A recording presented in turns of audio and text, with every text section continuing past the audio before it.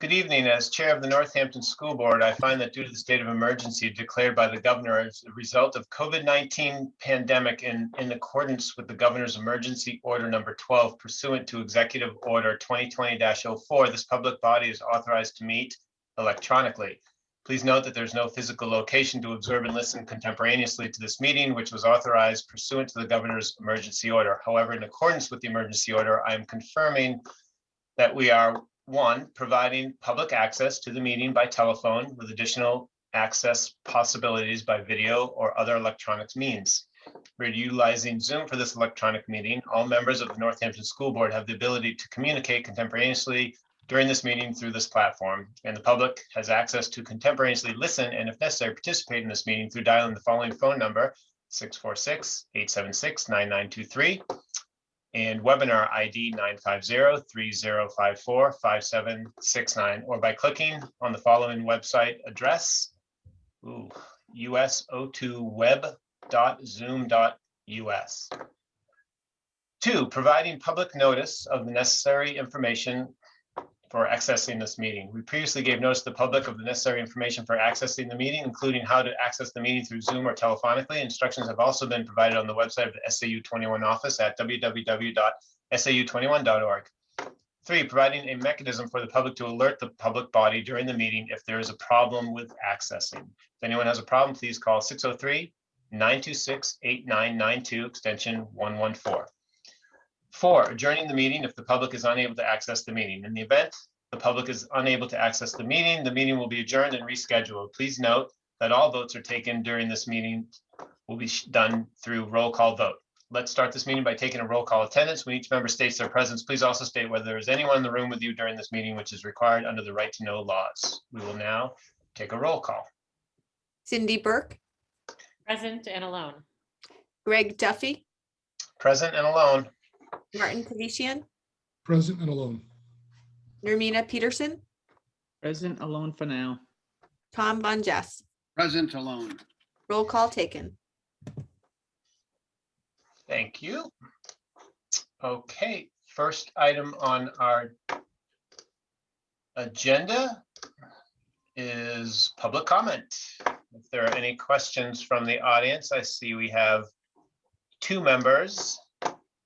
Kayla's mom, because she's here to watch her daughter, of course, and Jeremy Murphy. So if there are any questions, we'll give a moment to let them raise their hand and let Deb know. I'm thinking probably not. So why don't we keep moving? And I will offer up to the board that, say, by the time we get to the student representative report, I would be willing to take some comments from the audience because it seems like maybe there's some latecomers, but after that, we'll just kind of cruise through our agenda. If that's okay with the board? Sounds great. Okay. So next we have approval of the minutes from February 11th. Do we have a motion? I'd like to make a motion to the minutes from February 11th, 2021. I'll second.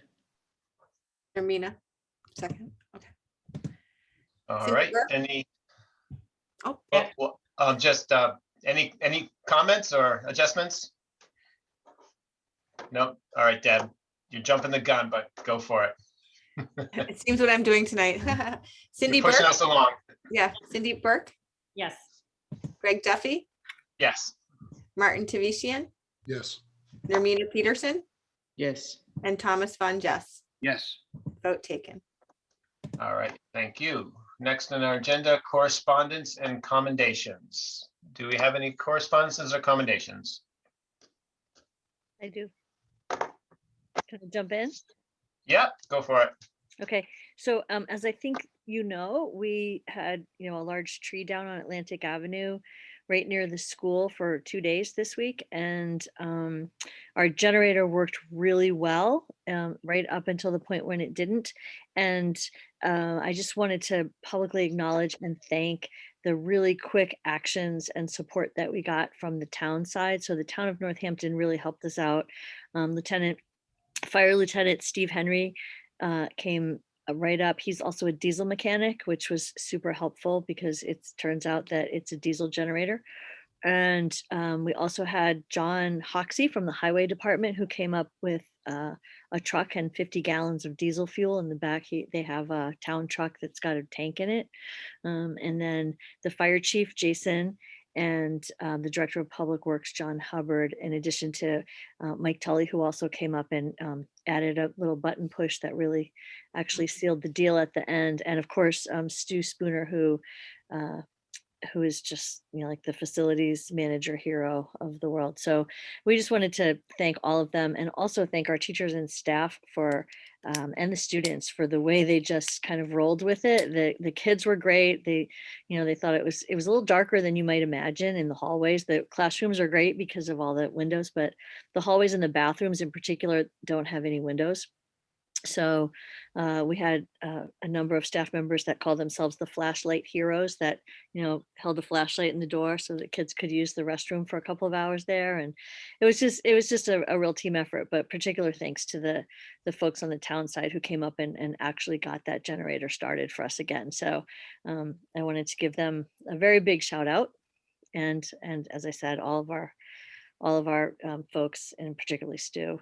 And then I also just wanted to say on behalf of the Northampton School faculty, a heartfelt thanks to Gregg for his years of service on the school board. And, I've just been here for just about 2 years, but Gregg's been doing this duty for a lot longer, and he's been a strong advocate for excellence. His willingness to support our school and listen and just contribute at our leadership council meetings to help our school be the best it can be has been very much appreciated. So I wanted to publicly say that and thank Gregg. And I also wanted to thank Cindy for stepping up and helping us this year for this short period of time. And just let you know that on behalf of the school that we've really appreciated your balanced perspective, your support of children and teachers and the community. So thank you both so much. Thanks, Sue.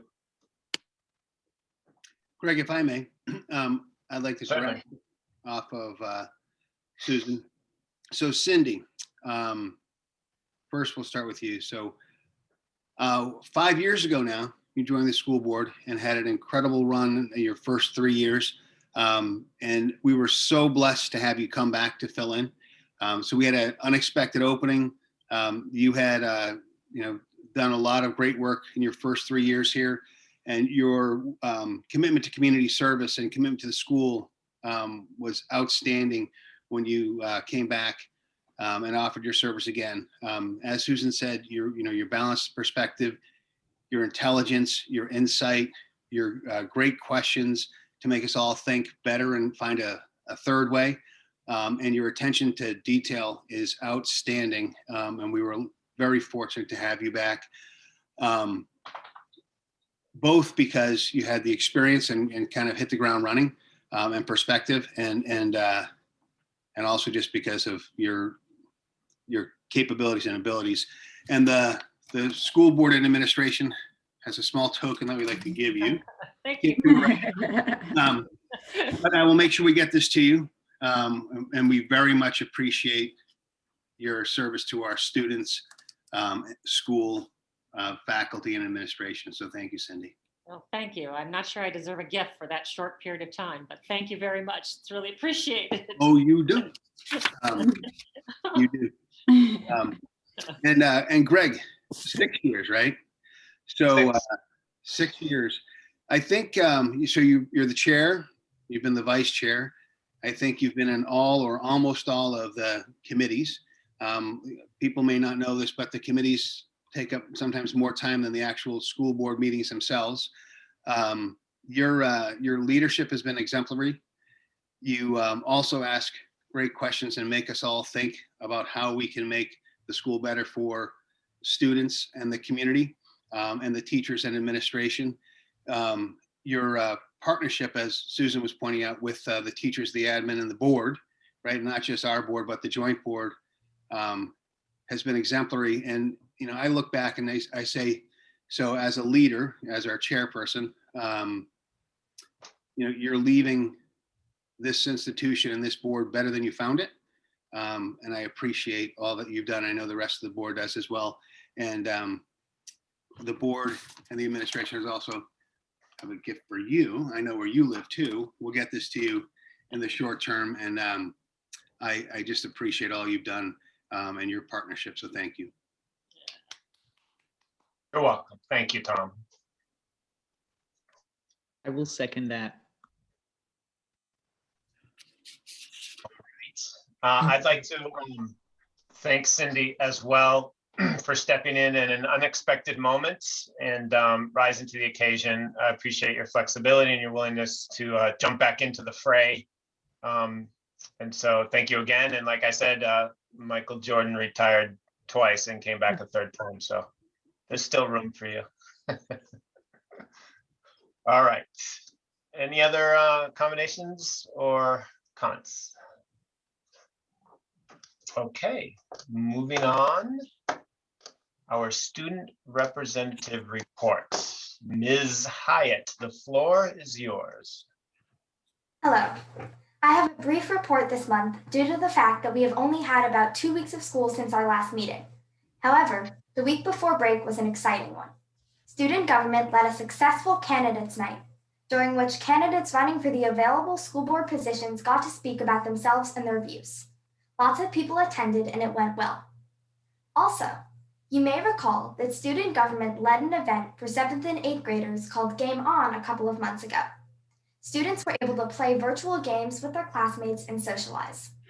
A couple of weeks ago, we held a Game On event for 6th graders. They had a lot of fun and enjoyed the Kahoot and guessing games that we created. For the guessing game, 6th graders looked at different pictures of teachers throughout the school and guessed who they were. It was a lot of fun for the 6th graders and the student government members.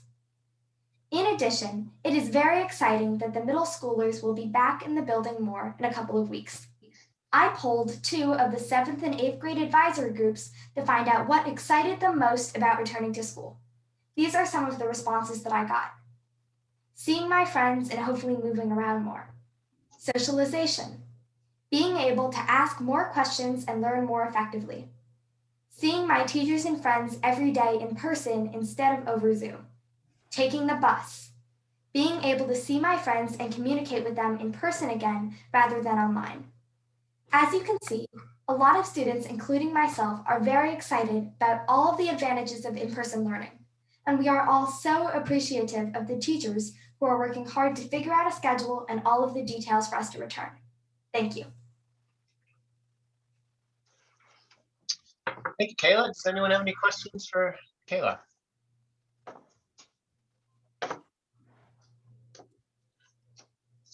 Okay.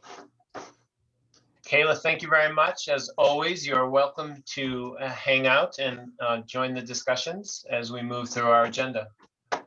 Thank you. Have a nice night.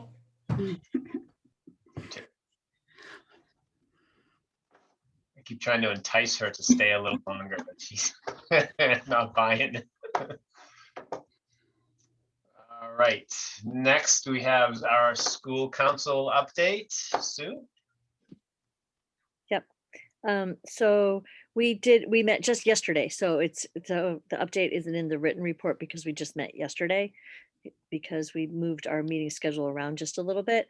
So we discussed some kind of nuts and bolts and procedural things like the next co-chair for leadership council, who will be the note takers, things like that, and then had a lengthier discussion about all the logistics and scheduling impacts K-8 of the third trimester. So we hashed out some of the nuts and bolts of, concerns people had about room moves and things like that. And then we had a short conversation about the PD days that are coming up. And I think that's about it. So it was kind of a nuts and bolts kind of a leadership council meeting this month. Good. Any questions for Sue? All right, so I have a question. I wasn't able to make it yesterday. It was a little bit more of a late notice, and my schedule had a bit of an unplanned shift in it. But I did want to sort of follow up. The prior meeting we had, I felt was there was lots of honesty and feelings about COVID and the effects it's having on the school community from a teaching and staff point of view. So I was wondering, as you know, I know it's only a month later, but did you guys touch on that topic? Are people feeling the same or a little bit better now that there seems to be some light at the end of the tunnel? Any take on that? So I think that the level of, I mean, I hate to use the word stress, but the level of having a lot of readjustment to do and the stress that goes along with all of the readjustments is still pretty real for all of the staff. And I think, but I do think that there is, I'm getting more of a sense of the light at the end of the tunnel. I think that the vaccine news that's been coming out, and the fact that teachers look to be on the list relatively soon, if not really soon, and the production of vaccines, I think that makes a big difference. And I think the springtime will make a big difference when we can start to get outside, and teachers are really looking forward to that. We did have a conversation about being able to be a little bit less restrictive outdoors in terms of the groupings. We've had each class really stay pretty separate, even outside.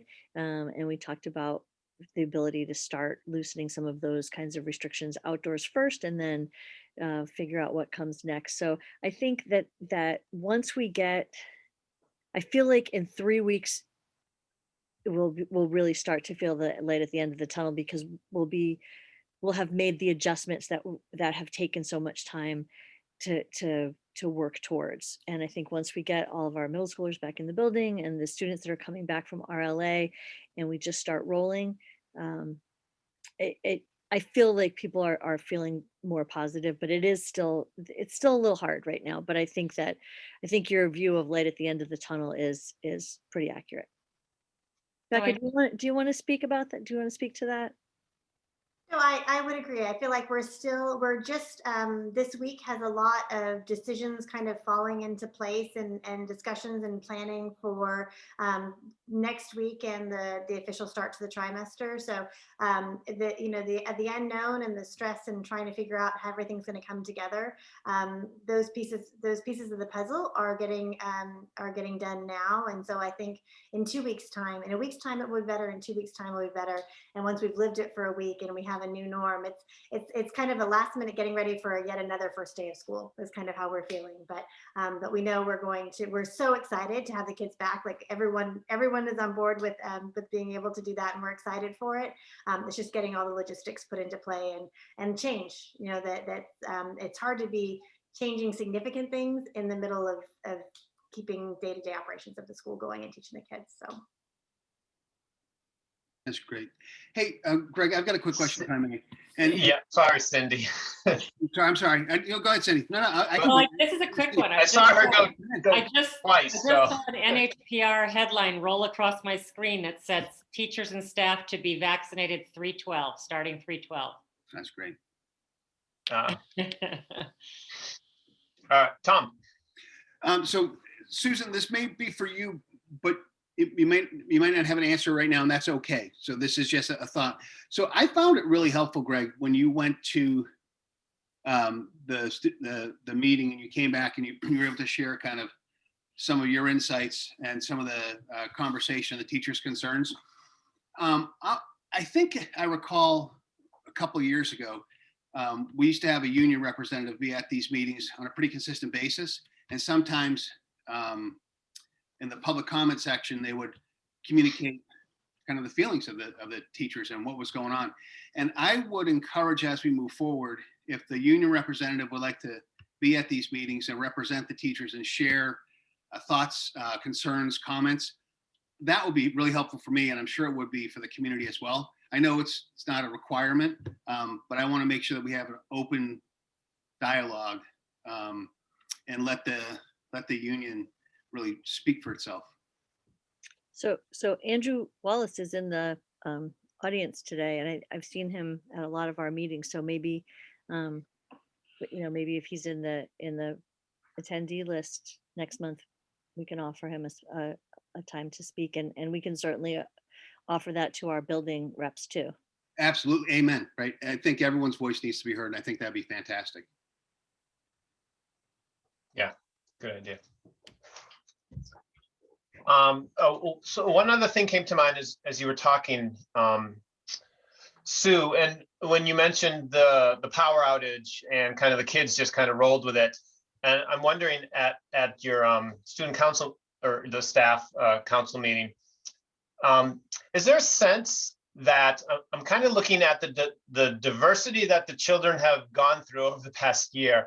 Is there a sense that you kind of piqued my interest when you said they weren't fazed by it, that the level of diversity has sort of upped the students' capabilities to deal with adversity because they've had to live with adversity over the past year? And are they a little, this isn't going to come out the right way, but like, are they a little tougher because of it?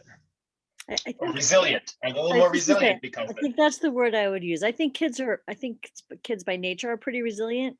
And I think this year has really forced all of us to be more resilient, and the kids are no exception. I think just getting used to wearing a mask and having that be the new normal. And I would say absolutely our kids have shown great resilience during this school year. I think that our school has accomplished so much since last March. If you had asked us, could you do X, Y, and Z, we would have said, no, that wouldn't be possible. And we have, and that feels pretty great, I think, for us. Yeah. All right.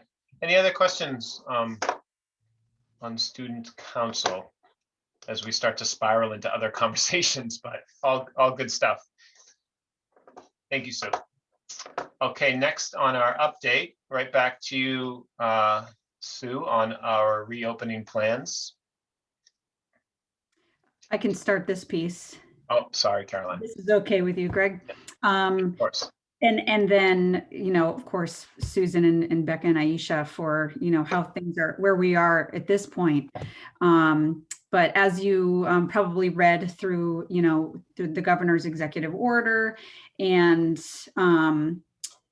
the letter that I sent out to the community regarding the change in the start date. So originally we had planned to start at the change when some of the kids from RLA were coming back. It made sense to have that all at the same time. However, with the executive order that was originally asking for a March 8th for 2 full days in person, the commissioner and the governor allowed Northampton a 1-week extension. So we have the March 15th date as the start date for grades 6, 7, and 8 to come in the full 5 days per week. In extensive conversations with principal and everyone, we felt this was a fantastic compromise. And I think it's really going to work out well because they'll welcome the kids, or the existing kids in 5 days a week on the 15th, and then more students in at the trimester change. So I think it's a nice process. And then we're allowing some time for teachers for some prep and planning on the 2 Thursdays. So it works out well. So they'll be ready. And I know that staff are working incredibly hard to work all of that out at this point. So yes, I'll turn it over to Susan. If there's anything else you'd like to add about how things are going for your March 15th start. Yeah, actually, there are a couple things. So I think the first I'll speak to the students that will be returning on March 22nd. So the elementary students that have elected to return from the RLA will start on March 22nd, which is the first day of the 3rd trimester. So those are the K-5 kids. So this week, Kelly has been calling parents who indicated through Dave and me that they wanted to make the shift from RLA to in-person. And Kelly's been calling and informing them of the name of their teacher. And then the teachers will be reaching out and having a virtual meet the teacher. We originally thought about having a school-wide meet the teacher time and then a grade level meet the teacher time. But I think each grade level or teacher is going to set up the Zoom themselves. And that will be the week of March 15th. Then in anticipation of the middle schoolers coming back on the 15th, we have Stu and his crew plan to make the physical moves of furniture that have to happen in order to create 2 more classroom spaces on the 2nd floor. They'll be doing all of that on March 9th, which is the PD day. So teachers can access all of the professional development online, either from home or if they're in a room that's not getting moved, they can be at school. But all of the actual physical furniture moving will hopefully take place on the 9th. We've ordered a couple of things that we hope get in on time. And then we have a letter that's going out tomorrow to invite middle school parents to a parent information meeting on March 10th at 6 o'clock, a Zoom, just to answer questions about some of the logistics. If there are families that have questions about drop off or pickup or what the schedule looks like, or just some of those nuts and boltsy things about getting back to school. So though all of those things are on our list. And then Kelly, when she's making her call, she's also asking if some of the families that are returning for the first time plan to use the bus. And we're trying to monitor the numbers on the buses to see if we need to work with First Student on any adjustments to our routes, or if any of our buses will have more students than we had anticipated, or that we feel the 1 student per seat kind of limit. So we're trying to monitor that as we're preparing too. So those are some of the, again, it's logistics. It's a lot of logistics.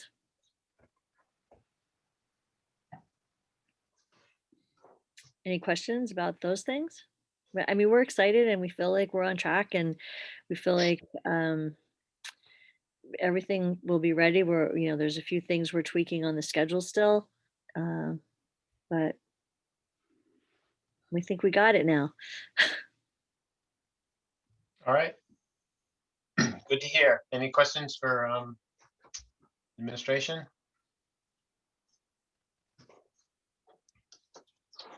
Okay, moving on. 6B, under continuing business, our superintendent search update. I think this one usually goes to me. The folks that are on the committee as well, Matt or Tom, please feel free to jump in. So the search continues. We actually had a pretty big week in terms of progress this week. We had our forums go on. So Tuesday we had our student forum. Yesterday was the community forum, and actually this afternoon at 3 p.m. was the faculty forum. I left the faculty forum early, but when I left, there were a good number of people there, and contributions were flowing in, so that's good. I also heard really good things about the student forum as well. I guess we had a dynamic group of kids that wanted to participate. With respect to the digital surveys that they're putting out in terms of characteristics of the desired candidate, that closes Friday. And I think this leads into a question that actually Cindy brought up. There was a expressed desire among the committee to make sure that we targeted all members of the joint board on the front end of this thing, making sure that we could get their feedback and understand their desires for a candidate. So to my knowledge, the consultant put out a survey directly to members of the joint board. So look for that in your inboxes, and please respond as needed. So right now we're taking all that data, determining I'll call it the rubric for determining who our successful candidate would be, the characteristics that they would display. They are doing an interview training on this coming Monday with the committee, just recognizing our own biases and understanding how to ask questions and that kind of thing. And meanwhile, the positions posted will be closed on the 14th of March. And then I think we're into the evaluation stage. So I'll pause there, Tom, unless you have anything to add. Oh, that was super efficient and accurate. So it does close tomorrow. So do your survey. Everyone, we need your input, everybody. All right. Any additional questions for Dr. Hobbs? All right. Thank you for the update. Moving on to our written reports. First one is our superintendent's report. Thank you. And thank you for the opportunity to have reports again. So we're adding reports to all of our meetings because we want to get back to talking about what we do. And of course, we're going to provide reopening updates and updates about vaccines. And of course, we're still moving forward with all of the guidance that the CDC and DHHS are putting out as far as contact tracing, quarantine, exclusions, exposure, travel guidance. All of these things are still in play. However, we want to make sure we keep you up to date on everything else that's going on too, because there's a lot of fantastic things that are happening in our schools. So I'll just highlight a few things in my report. I think we covered the return to in-person learning piece.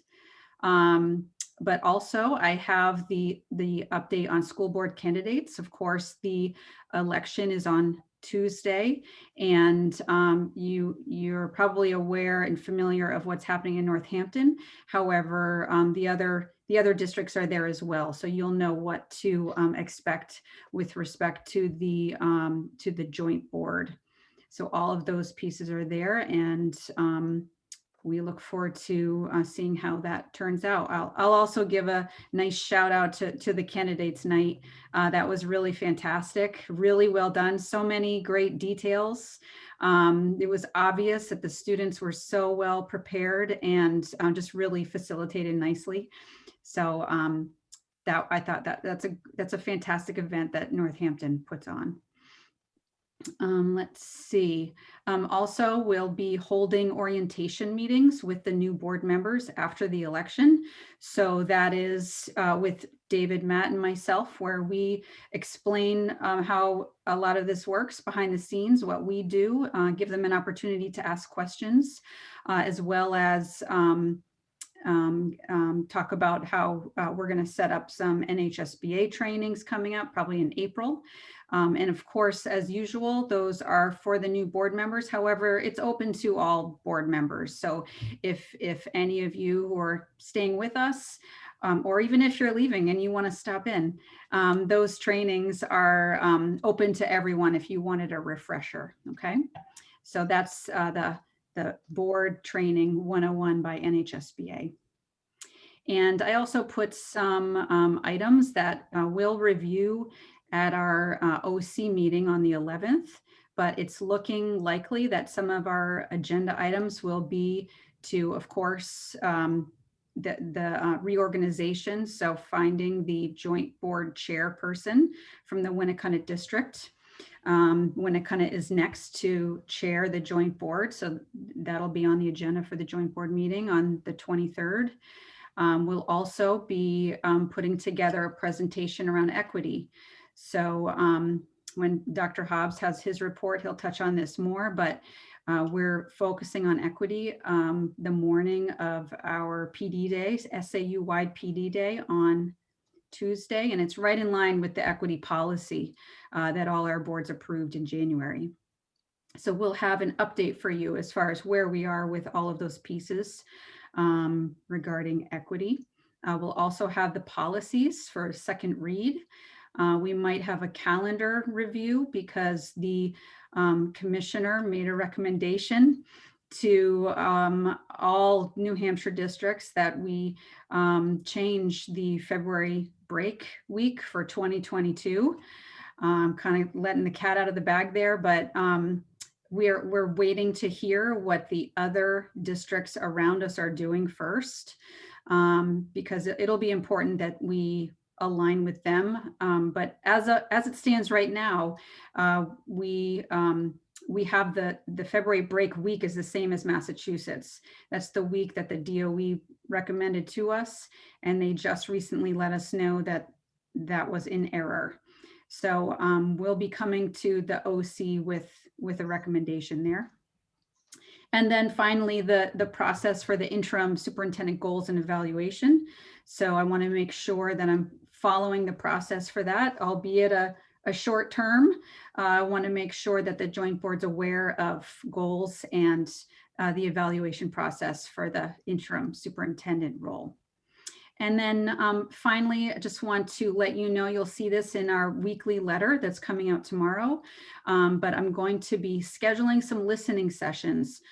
Usually, this would be the time when a new superintendent would be visiting all the schools and talking with staff, hearing what's going on, scheduling meetings. Obviously, that's not possible just yet. So I'm going to be setting up some sessions for staff and parents to get on a Zoom, and I want to hear how people want to be involved, how people want to work together, and whatever else they want to tell me.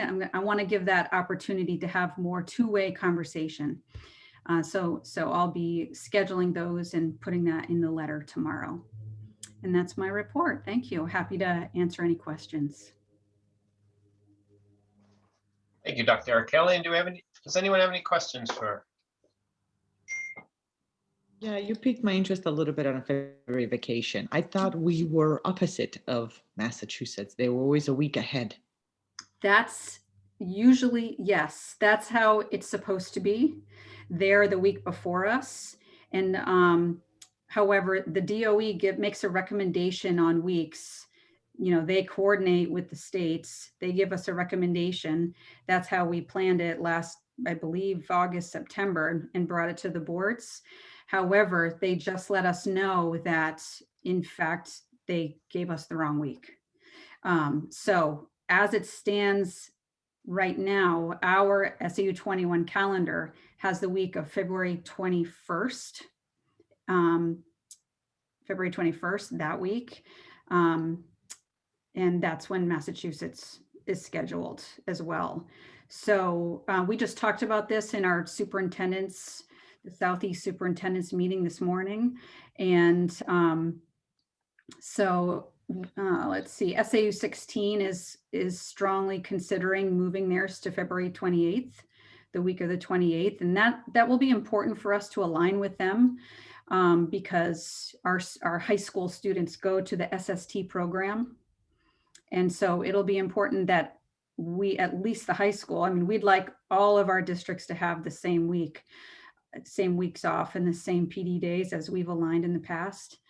So once we hear SAU 16 is definitely going with the new recommendation, I would like to bring it to our OC and the joint board to align with SAU 16.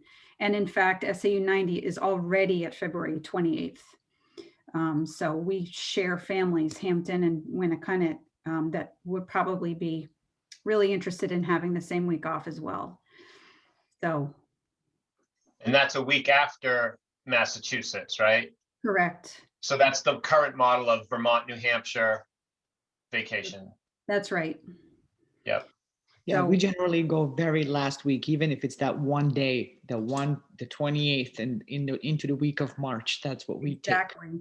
take. And that's what we're gonna hope to move to. It's mostly March. I think that was part of the error, and also how President's Day falls. I think it falls later than usual. So I think that's what happened. Okay. So March and April vacation, great. Obviously, the alignment between the districts in the Southeast area is important. I know it won't be here, but I'll fully endorse right now to stay the way we are. For those of us who enjoy the slopes during February vacation, and I can say this because I'm from Massachusetts, there's nothing worse than sharing a slope with Massachusetts people. Maybe New York, No offense, Matt and Susan. No. But yes, so that's why we want to switch to the 28th for sure. Okay. Thank you.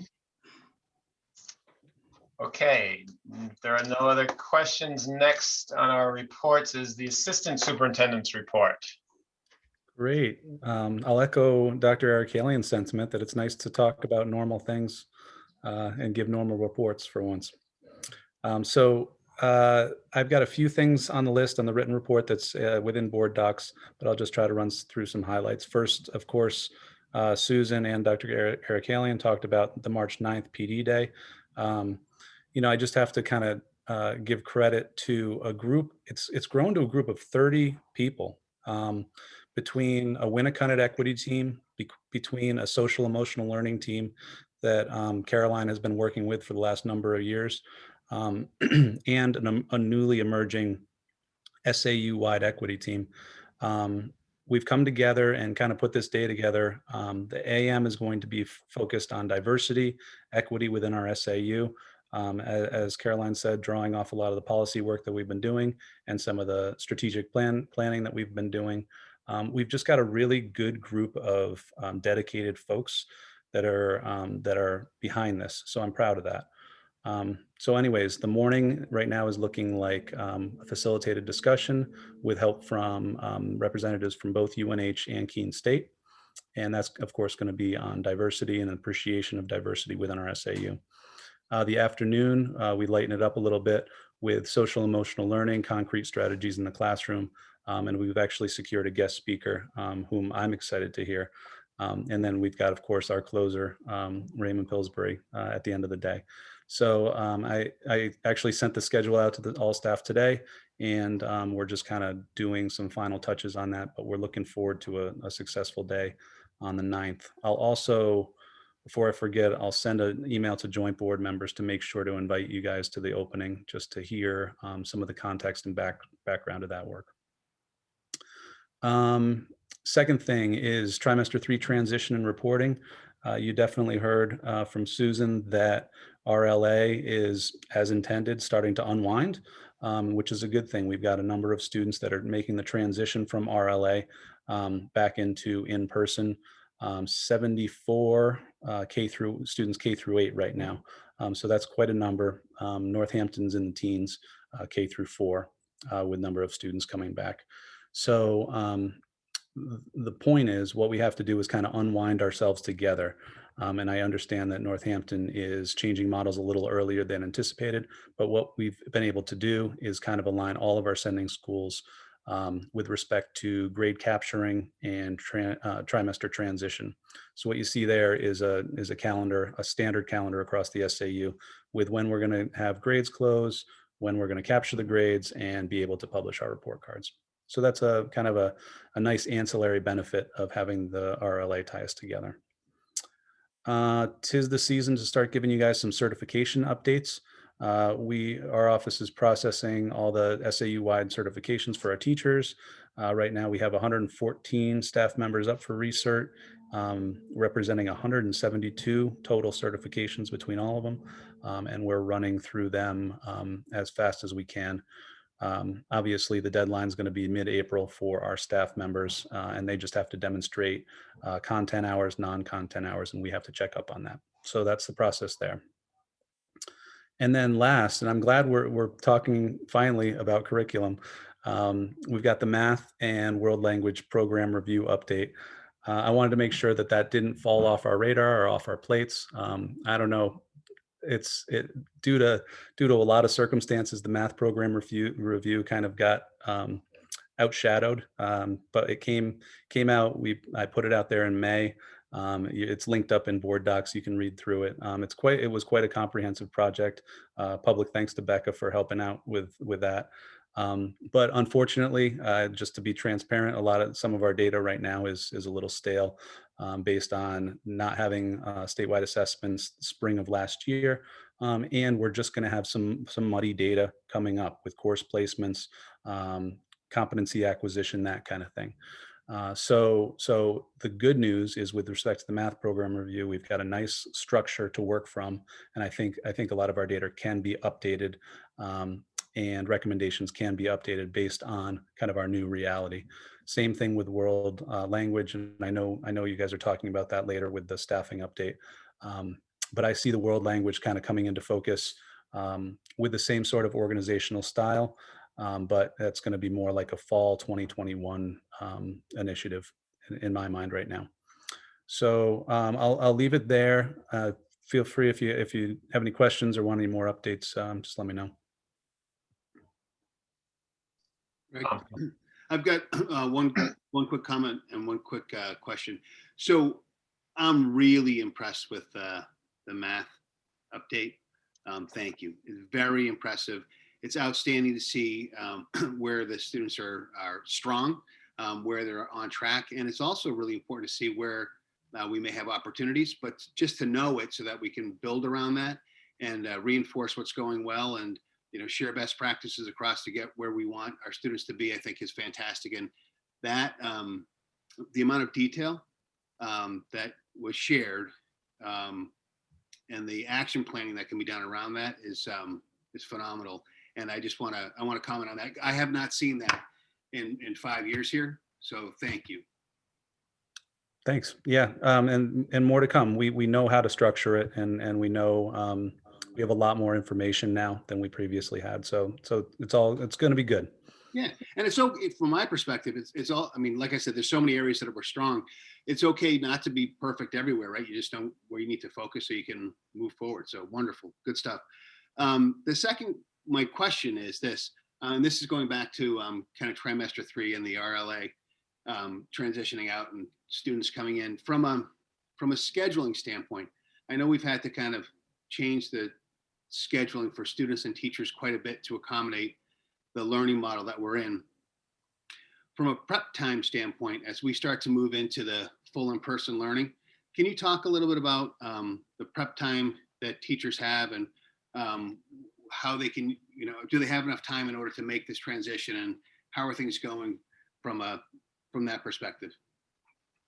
So I can't really comment on the daily schedule. I think that's probably a Susan or a Becca question, but maybe what I'm hearing is the transition from trimester 2 to trimester 3, just getting new students and kind of getting resettled with a new set of expectations. That's what I'm hearing. Is that what you're asking? Yeah, so exactly right. So one of the questions that comes up from time to time is prep time, and making sure that there's adequate prep time for teachers, and changing from one model to another. Is there a need for more prep time, or is it the same prep time but managed differently? And I just wanted to check in to make, just to understand prep time and making sure that there's adequate prep time for everybody. Yeah, so the example I'll give you is we have a number of sections, K through 4 and RLA. There is, structurally speaking, one shift that's taking place, and that's going to be at the second grade. We're reducing the RLA second grade from 2 sections to 1 section. So while K, 1, 3, and 4, they're really going to be keeping their same students and same curriculum. So the transition is going to be minimal for those people. But at the grade where we're actually consolidating sections, yeah, that we do have to give some runway, right, for the teachers to kind of make that trimester transition. For example, we got that teacher going from RLA to face-to-face over there at Seabrook. The really good news, and I wish I could take credit for it, but I can't, is that we have on the 17th of March, that's actually a professional development day. So we have the 17th, 18th, and 19th, and then we're off to trimester 3. So with respect to the RLA, what we're trying to do is add some flexibility on those 3 days in order to give teachers the runway, to say, hey, look, I got to set up my physical classroom again, that kind of thing. So that's kind of the angle I'll answer the question from. With respect to the in-person schedule changes, I'll leave that to Becca and Susan. So what I can tell you is the planning time and preparation time that is built into the schedule and has been built into the schedule for the whole year is the 1:45 to 3 o'clock time. So that's the reason we have to have a shortened day, is because the teachers are with the students nonstop from 8:25 to 1:25. So there, we managed some breaks for UA classes and for lunch by, providing coverage, but the prep time is really at the end of the day. So that remains the same. And one of the things that we took a couple of steps to try to address the concern that you have, because that has been a concern, I believe, within the school, time to plan to make the changes. So Caroline mentioned at the beginning that we have 2 shortened days for middle school. One of them was today. They had an asynchronous morning and a shortened afternoon so that the teachers could plan and prepare. And next Thursday, it will be very similar so that they have time to get organized at the middle school level. At the elementary level, there are still some schedule changes that teachers have to work through because there were some domino effects to the elementary schedule as a result of the new middle school schedule. So we had some meeting times that had been part of our schedule that we offered to waive for the last trimester for teams that wished to waive that time so that they had more time for their own planning and preparation. And then we do have plans to give teachers some additional time on the 17th as well. So the March 9th PD day is an SAU 21 PD day where the whole SAU, all the staff in the whole SAU will be participating. And then on the 17th, we have a little more local control. So we have some things planned. And then we also have, we're planning to set aside time for teachers to either do planning work or catch up on things that are part of their typical responsibilities that had to get put aside to be able to plan. So we've done our best to provide some additional support and address that concern. It sounds like you've done a lot. That's fantastic. And no concerns. I was just kind of checking in to see, because I know transitions can be tough. So that's great. A lot of accommodation. Thank you. Thank you. Any other questions? Dr. Hobbs, I have a question. I echo a comment and a question. I echo Tom's sentiments around the work done on the math program and initiative. Really thorough, great to see at all the levels. It's nice to see what Hampton Falls is doing and Seabrook as well, comparatively speaking. So I think that's in good shape. I know that we've talked about the language and what we're doing with it, and we had planned to do a sort of a fuller assessment this year. And so and I'll ask the board to weigh in on this as well. We reduced staff a couple years ago. We stated that we were going to reevaluate it and try to figure out, what the purpose of our language program is going to be, how we're going to support it, and what we want it to be strategically. And we've been in limbo, of course. COVID is the curveball that's thrown us all off, but it is in the community. People are asking. There is a lot of conversation around we're not supporting the resources for a language program. Is it ineffective because the kids aren't meeting the right amount of times? Is the goal to teach them a second language, or is the goal to create flexibility in their thinking? And I do think that it would answer a lot of questions, or maybe not a lot, but it would reassure our community to know that this is still front and center of our thought process about what we're doing with our language program. And while we don't have the answers yet, maybe there's a longer, more descriptive explanation of kind of what we're considering and why we haven't pulled the trigger. Yeah, I mean, I think you're right. I think from ground up, what we need is a philosophical basis for our world language program. What, like you said, what we want to accomplish. I think creating a roadmap and a staffing plan around that I think that'll help ease some concerns with this getting lost in the shuffle again and again and again. What I want to do, my intent would be to predicate some of these decisions on actual real information. What I would consider right now, the information we're getting from world language is muddy. We've got a bunch of local assessments.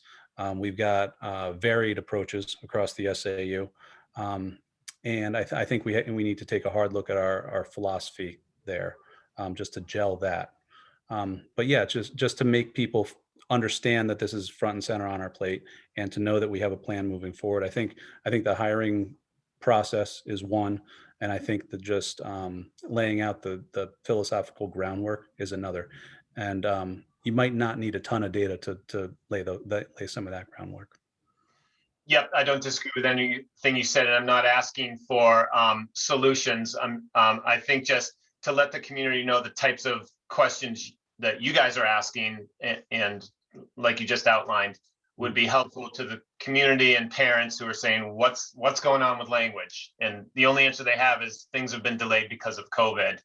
But I think even just based on what you just said, you can frame up a nice outline of like, hey, look, here are the things we're considering philosophically, strategical, staffing, that type of stuff. And it would give people a confidence and understanding that, yep, it's being dealt with. Yeah, that's not hard, and that's not hard in a relatively short timeline too. Okay. So thank you for that feedback. Thank you. Any other questions or comments? Going once, going twice. All right. Moving on then. Where are we at? Principal's report.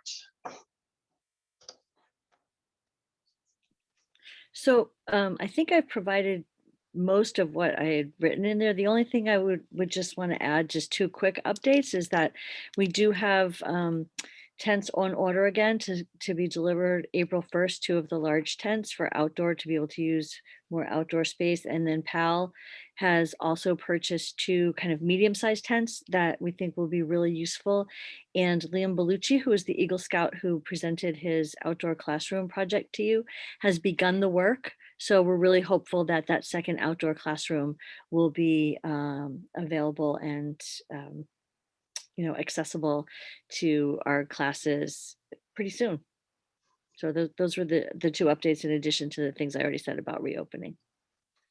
So has PAL purchased tents, you said, or are they rented tents for the school? Or they've actually. So they bought it. So we the ones that we had in the fall were 30 by 30. So they're really large.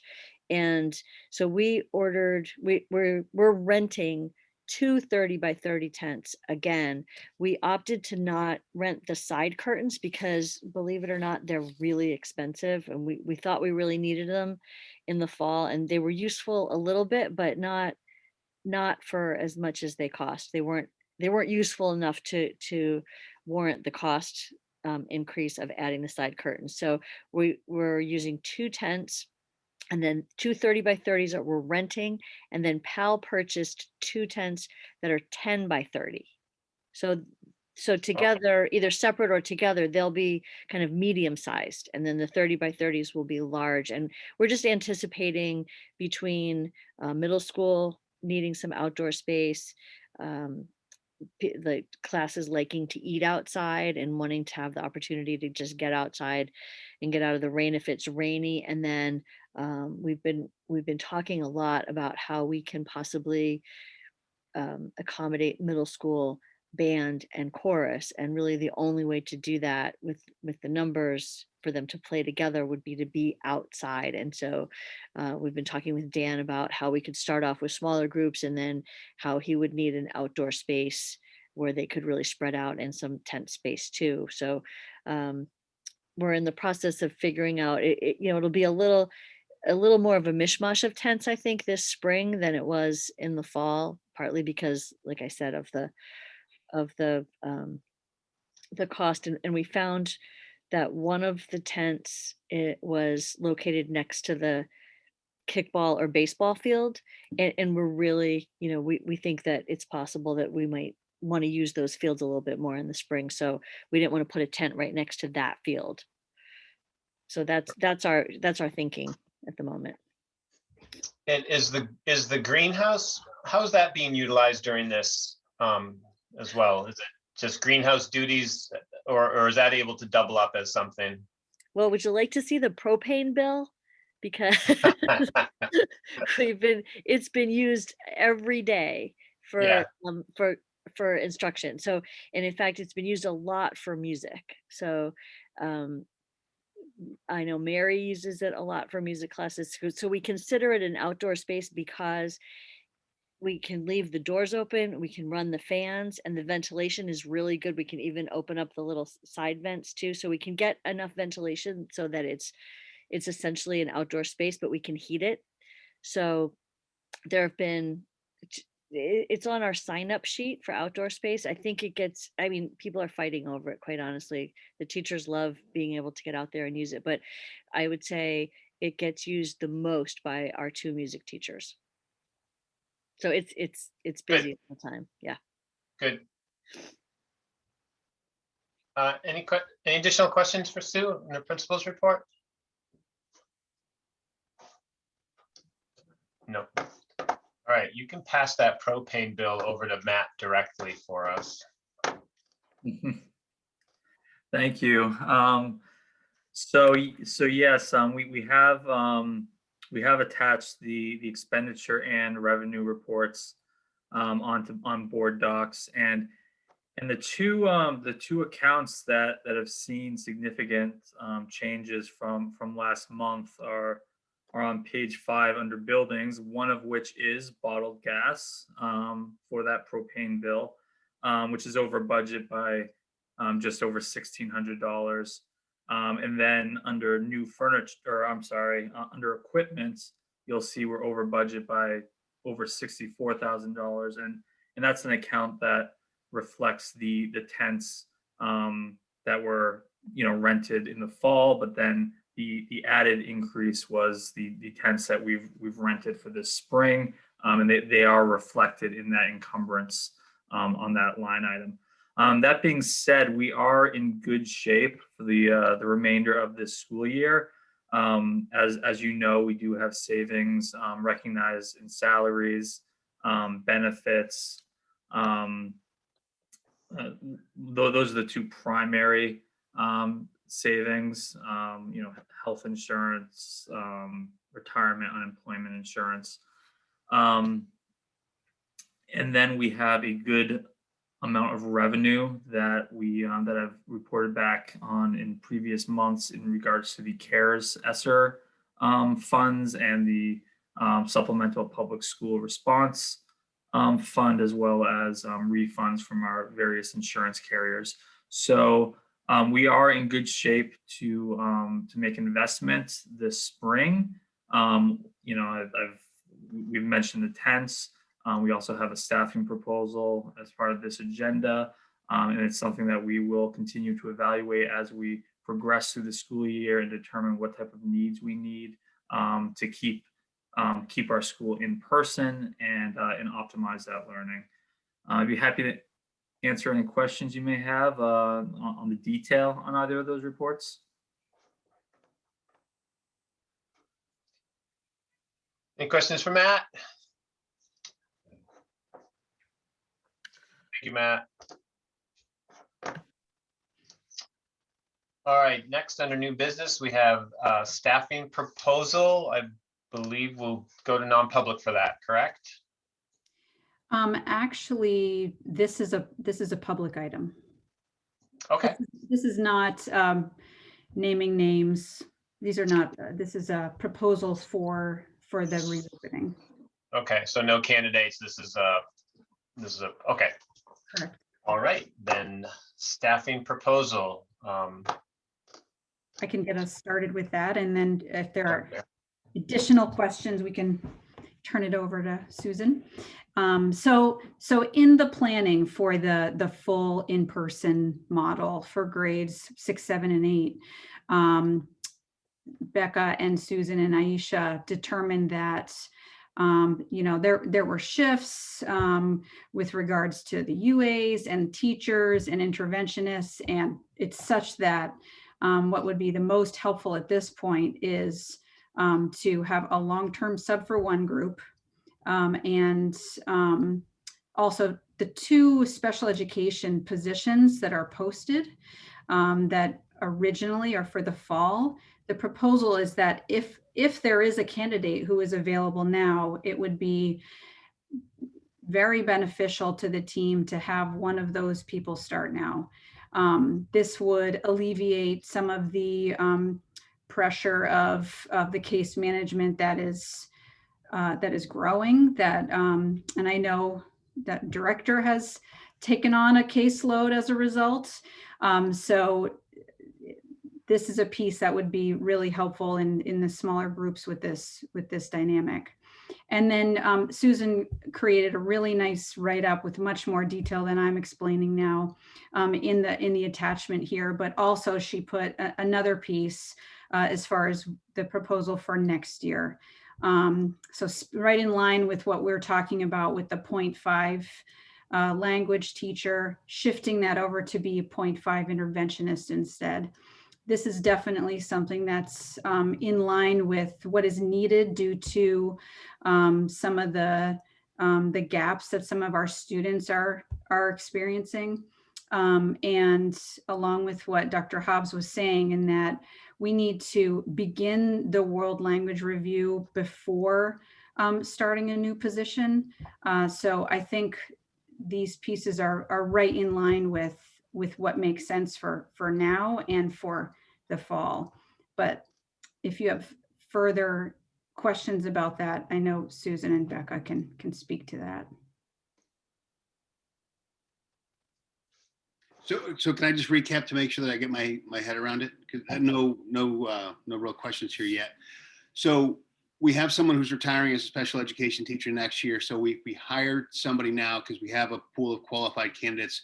We'd have one extra staff member full-time for the third trimester, but we also have the increased need, especially in special education, because of the students being remote. So they have a kind of a higher need level. So it will be for a third of a year. So I guess, Matt, my first question will be, do we have it in the budget for this year from a salary and from a benefits perspective? I'm assuming we do, but I just want to kind of confirm that out loud. Yeah, so we have the available funds for this investment. So that's what I was kind of alluding to in my report. We didn't fill a few positions this year, and then we have a significant amount of federal funds and revenue via refunds. So someone's going to retire, and we'll already have that person assimilated here, ready to hit the ground running next year when our students are back. So personally, I mean, this is my opinion, I support that. The second one on the EA at a sub rate, I want to just get my head around that too. Are we talking about having an EA work hours as an EA and then working additional hours as a sub? And does that change do we have to be careful about how we're paying them? Should we just pay them more hours as an EA? Or what's I'm not sure how we blend this together, the EA and the sub. So I think our thinking on that is that would be to fill some gaps that we have in fifth grade, where our numbers are pretty high and we have kids returning from RLA, and there's a few components to this that are a little up in the air still. But I think our thinking is that we would either pay, depending on whether the person ends up covering a whole day or just portions of a day. One of the things that's in the contract is an EA can, if they're covering some class time, they get paid their pay plus $30 extra. So they get paid their day contractually. There's a stipulation for this in their contract. Yeah. So I think what we're thinking is they'd get paid the additional $30 a day, unless they end up working all day in a teacher role, which we don't anticipate that at this point. But if the person did, then we'd take a look at the true long-term sub rate. But it feels like what we need is really some support in a way that's not all day every day, so that the extra $30 a day seems fair. So you'd pay them the full hours that they work, and they get a $30 a day rate on top. That's the contractual. Yeah, that's what happens if they sub for a teacher. Got it. So again, I just need to get my head around it. No, I don't have any issues with that if it's what's needed to take care of the students' needs personally. But again, it's about And for your reference, if it is a long-term sub situation, the compensation is the normal sub rate for the first 10 days, so $90 a day. Then days 11 through 20 is a B1, so essentially the bottom step on the teacher's scale, and then from days 21 onward, it's where they would fall on the salary schedule based on their experience. So if they have, teaching experience, then they would get that amount. Now that would not be eligible for for full benefits like a teacher, so they wouldn't be that full cost. It's still under the CESPA contract. Gotcha. Is it not qualifying for benefits because of the CESPA contract, or because the sub is a completely different contract? Well, it's because it's a completely different position, and we don't pay those benefits for the long-term subs. Obviously, we would have to take a look if they receive some benefits via CESPA, maybe we'd have to work with adjusting that. But obviously, we don't even know who the person is, we'd have to look at maybe offering the existing CESPA benefits. So. Would we have to do that because the potential sub was a CESPA member? Right. So we don't want to penalize them. I don't even know who the individual is, but we don't want to potentially penalize them for taking a higher role, essentially. So. But we have done this before. We have precedent across our districts, so we definitely turn to the contract language to make sure we don't penalize and we're consistent with the compensation. Yeah, I mean, I just think it's important that we make whoever it is whole, and kind of do the right thing there, and then obviously do it if we need it for the students. For 21 and 22, the 0.5 halftime teaching position. So what we're really talking about is maintaining the status quo that we have this year into next year. One question, I'm sorry I don't recall this, that halftime position currently, is it a full-time person that's using halftime in one role and halftime in another?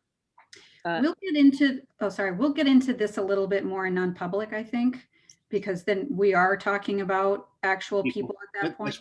That's fair. So I just need to know more about that just to get my head around it. But in principle, I don't have any concerns with maintaining the status quo until we have the world language situation squared away and budgeted for. This is just my opinion again on all of these. Yep. Thank you, Tom. Anyone else want to chime in? Cindy? I think you're muted, Cindy.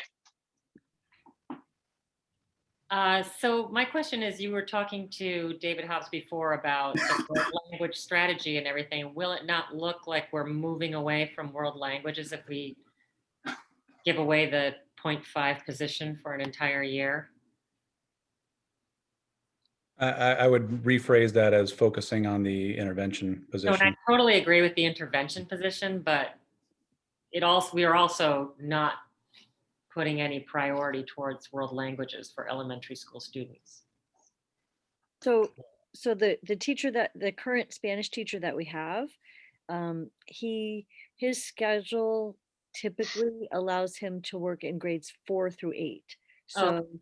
So it's really, the work is really around what are our standards at each grade level? What do we want kids to learn, and where do we put the time? Like it's frequency and duration for language development, in my opinion, and so we'll be able to get back to our more typical Spanish schedule for next year, and there's no question that that's been a loss for us during the pandemic, that students have had less Spanish instruction just because of some of the logistics of making things work for this particular year. So I think that our focus would be to get back on track with the existing full-time teacher to a more typical schedule, while we're also reviewing the the world language curriculum, coming up with a scope and sequence that makes sense, deciding where we should start elementary Spanish, like what grade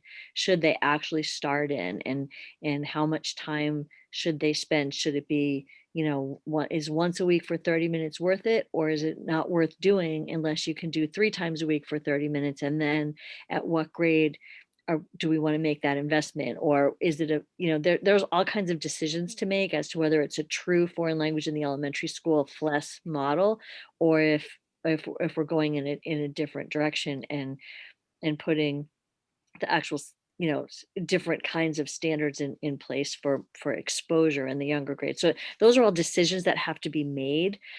But so I don't feel like we're putting Spanish on the back burner at all. I feel like we have to get back on track with our middle school and upper elementary Spanish, and then make these other decisions while we keep that intervention. That's very helpful. I didn't understand that Senior Johnson was teaching down to the 4th grade. I don't think that was happening when my kids were in Northampton. Okay. I think he was primarily in the middle school. So that's good.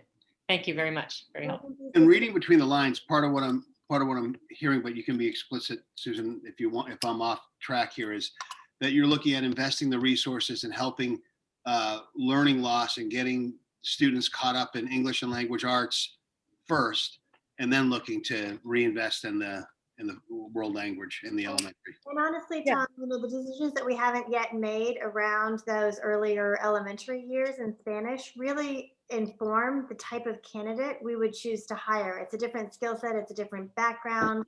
We really wouldn't want to hire someone until we knew what we wanted from those years of education for students.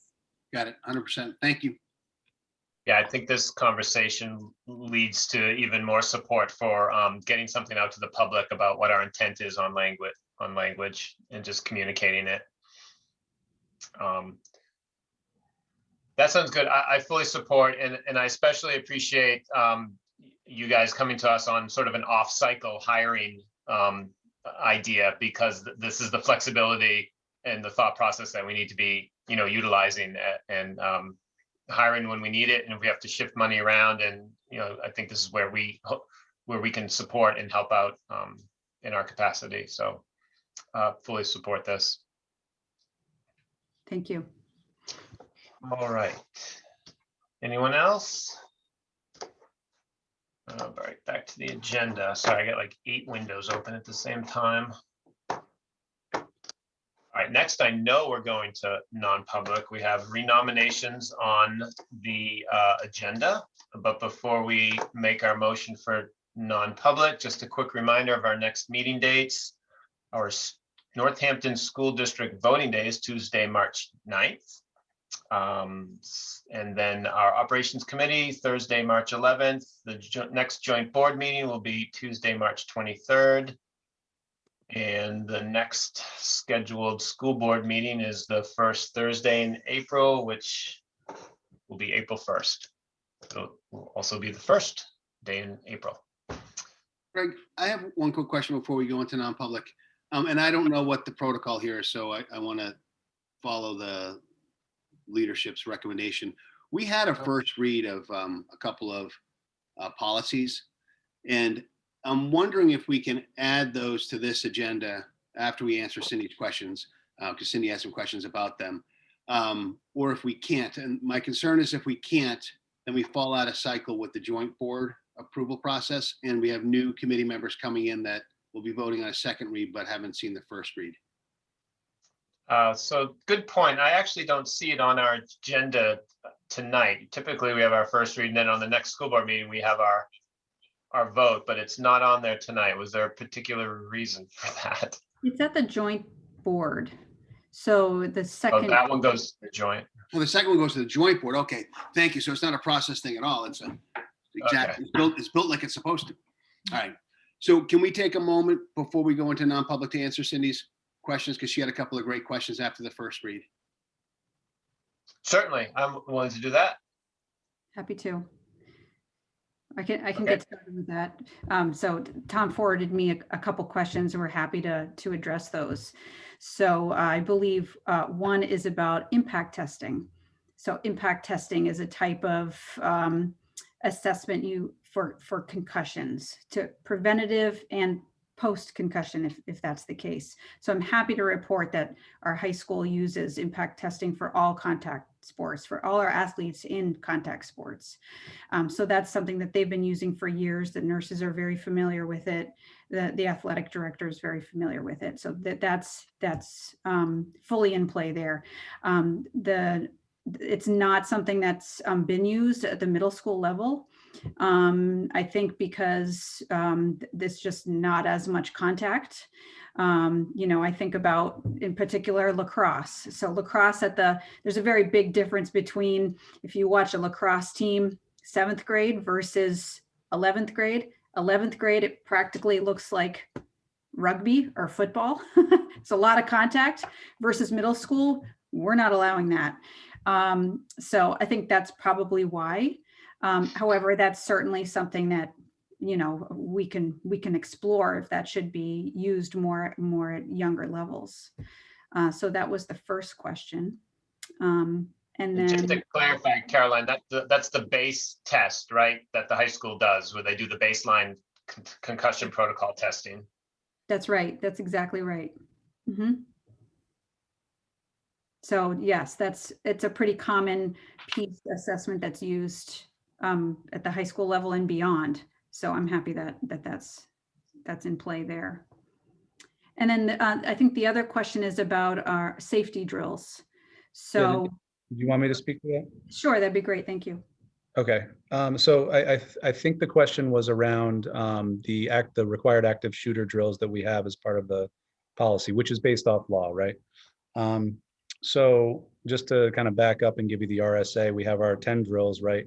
6 and 4. 4 have to be dynamic, 6 have to be the traditional fire drills, but one of which has to be a response to an armed intruder, right? An intruder in the school. I believe that was that the crux of your question, just so I'm not answering the wrong question?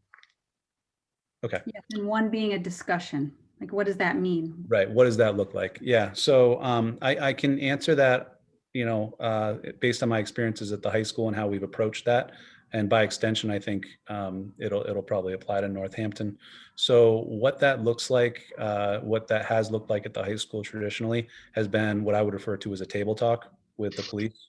The Hampton police would come in, we'd sit around the principal's conference room and kind of talk through scenarios of how we would respond to, scenario A, B, and C.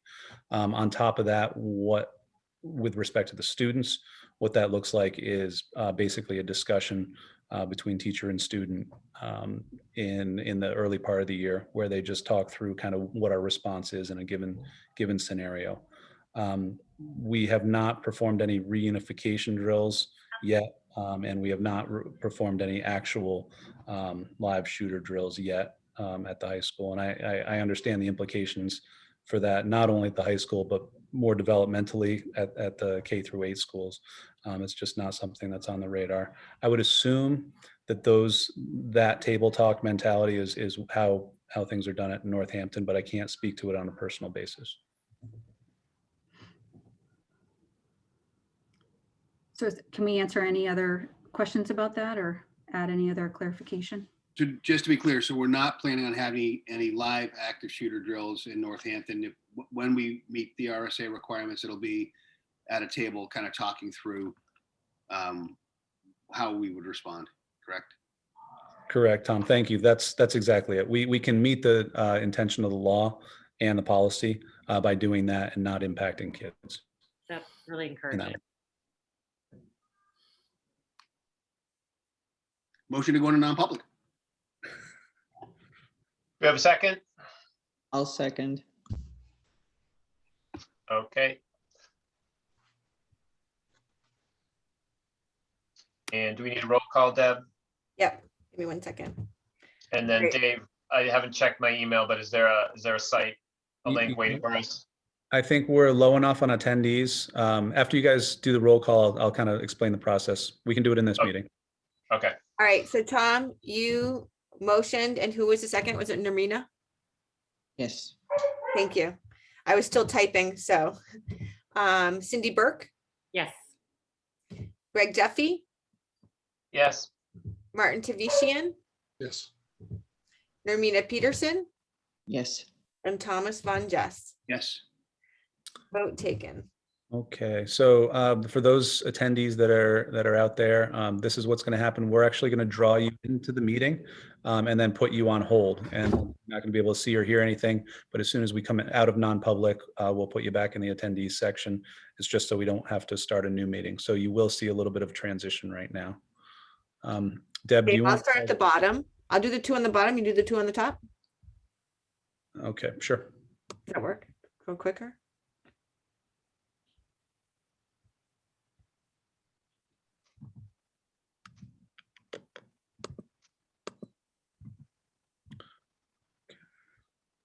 Oh, now I got to find them.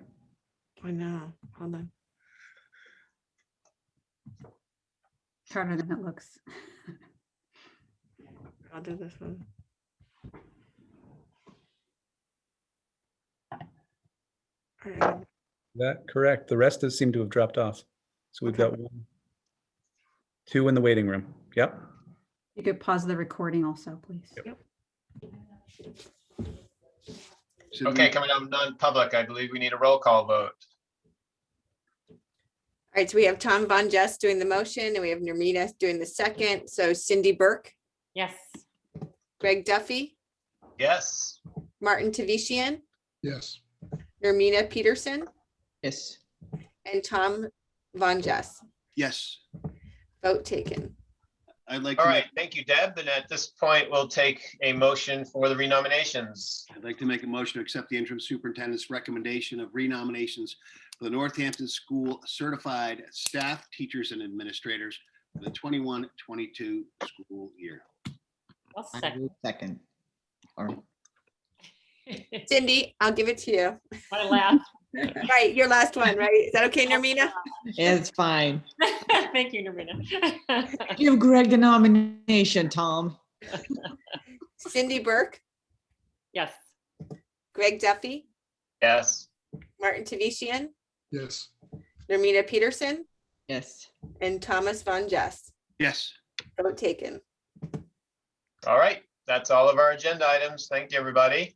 Greg and Cindy, thank you again. Yes. Both. So thanks, everybody. What are you doing Thursday? All right. All right, thank you. Motion to adjourn, unanimous. So who's doing the motion though? Greg? I'll make it. Okay. And then who's seconding? Who's doing the second? Cindy is. Cindy is? Okay. Sorry, Martin. Okay, and That's the last hurrah. I'm gonna mark it unanimous. Thank you. Thank you. All right, have a good evening, Bye. everybody. Yes.